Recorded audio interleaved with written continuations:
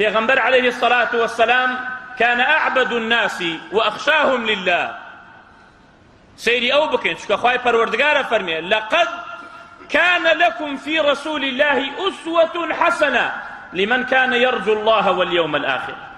بتأكيد إيمان داران ما مستاو بيشواي تشاك بو إيوه رسول الله صلى الله عليه وسلم شويني أو بكون أو كساني كوا يرجو الله واليوم الآخر شويني بيغمبرك صلى الله عليه وسلم للرجوية للنيوجيا لهرسكوتيا لفعليا لقوليا لمعامليا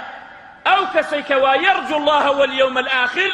أو شون كوتوي بيغمبر صلى الله عليه وسلم أو كاتما مصايخوي أو فرمويتي أمشت حرامة صد عالم متيانا أمشت حلالة نابي بقسيم صد عالم أبكي أبي شون رسول الله بكي صلى الله عليه وسلم شوك الشرع أو بماني هاور شرع أو بماني دانا چی باش بوو ئەوەی پێمانوە چی خراپ بوو ئاگادارمانی کردەوە ئاگاتان لە هەنێ نصوص بێ یعنی عالمێ ئیجتیهادێکەکە مخالفەی قەولی پێغەمبەرە بێ صلی الله عليه وسلم ئەوە بزانن ئەو کەسە لا يرجو الله واليوم الآخر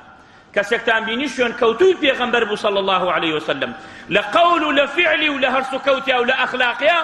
ئەوە بزانە ئیمانداری تەواوە. خدا ئەفەرمێ مامۆستا و پێشەوا و